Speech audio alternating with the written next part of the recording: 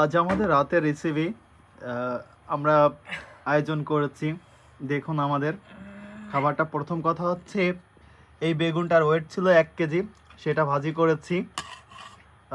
একটা লাউয়ের সমতুল্য সমান।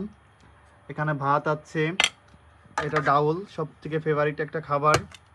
তারপর পেঁয়াজ রসুন ভাজি, আলু ভর্তা এবং সালাদ, গরম ভাত।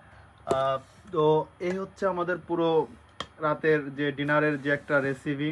দেখেন কত মজা, আসলে খাবারটা এত মজা, মানে বলার বাইরে, মানে এত মজা। আপনি গরুর মাংস বলেন, মুরগির মাংস বলেন, যে মাংসই বলেন না কেন, সব কিছুই কিন্তু এই খাবারের কাছে ফেল। দেখেন, যদি কেউ আপনারা খাইতে চান অবশ্যই তাড়াতাড়ি মিস করেন না, চলে আসেন।